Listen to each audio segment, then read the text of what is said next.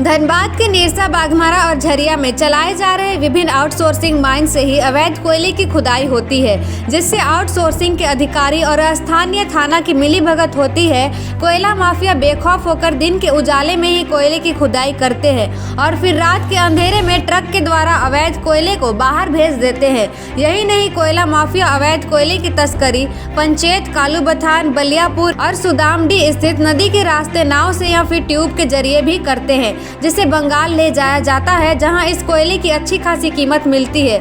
नदी के समीप अवैध कोयले को स्कूटर, मोटरसाइकिल और साइकिल के जरिए पहुंचाया जाता है। इस मामले में संवाददाता ने जब संबंधित थाना प्रभारी से सवाल किया तो प्रभारी ने साफ लहजे में कहा, वरीय अधिकारी से पूछे यह सवाल, इस मामले में हमें कोई जानकारी नहीं है। तो क्या वरीय अधिकारी के निर्देश पर ही हो रहा है अवैध कोयले की तस्करी? वहीं प्रभारी द्वारा दिए गए जवाब के बाद संवाददाता ने धनबाद एसएसपी असीम विक्रांत से बातें की तो उन्होंने कहा कि धनबाद जिले में अवैध कोयले की तस्करी किसी हाल में नहीं चलने दिया जाएगा। यही नहीं, उन्होंने यह भी कहा कि अवैध कोयला तस्करों के खिलाफ लगातार छापेमारी और सख्त कार्रवाई भी की जा रही है। अवैध कोयले की ढुलाई में किसी भी प्रकार की ढिलाई नहीं बरती जाएगी। इसके लिए संबंधित थाना को भी निर्देश दिया गया है। साथ ही उन्होंने ये भी कहा कि अवैध कोयला तस्करों पर कार्रवाई बरतने के दौरान अगर थाना प्रभारी द्वारा ढिलाई बरती जाती है तो उन पर भी कार्रवाई की जाएगी। नाव से कोयला चोरी करने की बात हमारे पास भी पहले ही प्रकाश में आई है और हम लोगों के द्वारा पहले कार्रवाई की भी गई है।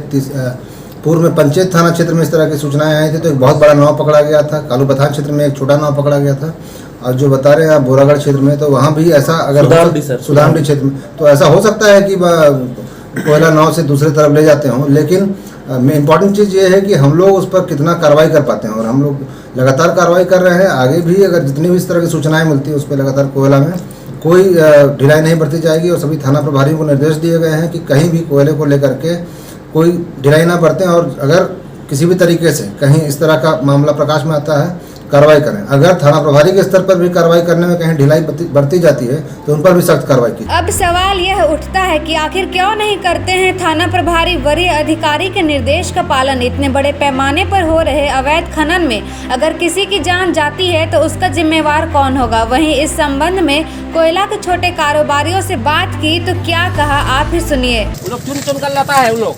ये चुना हुआ कोयला है? चुना हुआ कोयला है, पोखरिया का कोयला है। इधर पुलिस नहीं है, भौरा थाना पुलिस तरह हमको मालूम नहीं, हम लोग कितना देता है?